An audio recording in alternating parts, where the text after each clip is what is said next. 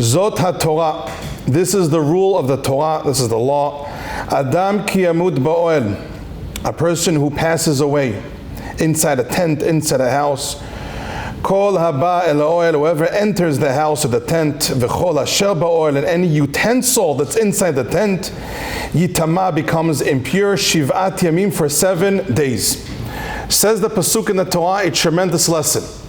If you have a Jew that passes away inside the tent, even if you don't touch the body of the dead person, just entering the house where there is a dead body of a neshama, of a soul that left a Jewish body, the whole room becomes contaminated, the whole room becomes tameh, that if you just enter the same house under the same roof, you as a live person become tameh, you become contaminated.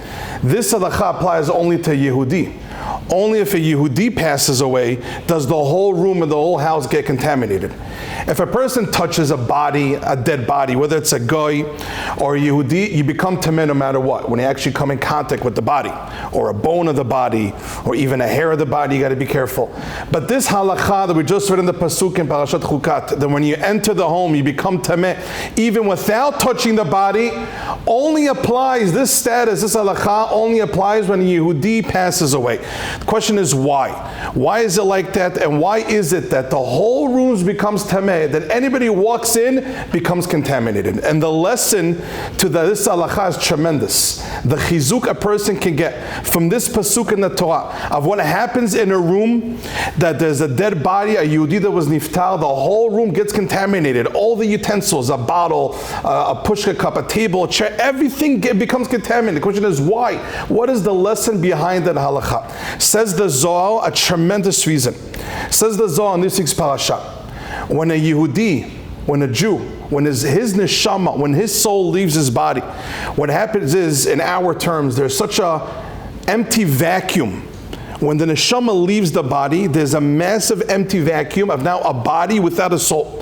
So automatically what happens is, when you have a body without a soul, when the soul was in the body, there was so much kedusha, there was so much holiness. So when the neshama leaves the body, there's such an empty vacuum that what happens is all the tum'ah, all the chitzonim as we call them, all the bad spirits jump inside the guf, the body of a Jew that passed away. So the Zohar here is explaining, a neshama of Yehudi, the soul of a Jew, is so powerful, and there's so much kedusha that when it leaves the body, there's such an empty vacuum of emptiness. Something has to fill that hole of emptiness, because now there's no kedusha, the neshama left. So what fills the body instead of the neshama of a Jew?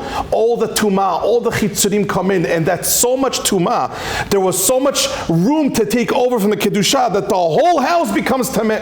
And the mashah that they like to give to this is, imagine you have a small car and a big truck, and both of them get overheated by the sun. Right now we have it's too hot outside, whatever it is, what's it called, a heat wave. So imagine you have a small car, and then you have a truck that get overheated, and then they both explode. The explosion of the smaller car is not going to be the same as big as the truck. Why? Because the truck has a bigger tank, the truck has a bigger engine.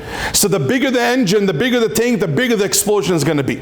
So too says the Zohar, when a Yehudi leaves his body, when the Yehudi passes away, the whole room becomes tameh. The whole room gets affected. Why?